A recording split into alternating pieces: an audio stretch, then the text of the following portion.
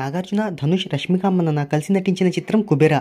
Social థ్రిల్లర్గా రూపొందిన ఈ సినిమాకు సెన్సిబుల్ డైరెక్టర్ శేఖర్ కమ్ముల దర్శకత్వం వహించారు. ఇక ఈ మూవీని ప్రపంచవ్యాప్తంగా జూన్ 20వ తేదీన రిలీజ్ చేశారు. మూవీ వివరాల్లో ఒకసారి చూసుకున్నట్టయితే నటీనటులు, సాంకేతిక నిపుణుల రెమ్యునరేషన్తో పాటు ప్రమోషనల్ ఖర్చులు అన్నీ కలుపుకొని ఈ చిత్రాన్ని 145 కోట్ల రూపాయల బడ్జెట్తో నిర్మించారు.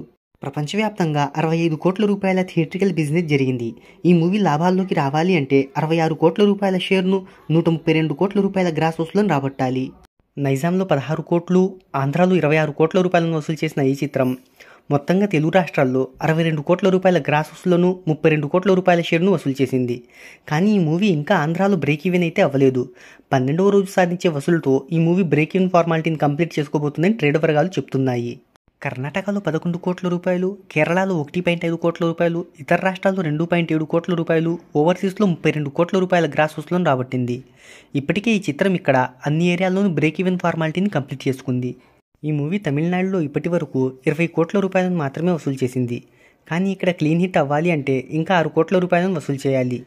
ఇక ఈ మూవీ 12వ రోజు ప్రపంచవ్యాప్తంగా 2 కోట్ల రూపాయల గ్రాస్ వసూలను సాధించింది. ఈ కలెక్షన్స్తో ఈ చిత్రం ఇప్పటి వరకు ప్రపంచవ్యాప్తంగా 126 కోట్ల రూపాయల గ్రాస్ను, 64 కోట్ల రూపాయల షేర్ను వసూలు చేసింది. ఈ మూవీ క్లీన్ హిట్ అవ్వాలి అంటే ఇంకా 7 కోట్ల రూపాయల గ్రాస్ వసూలను సాధించాలి.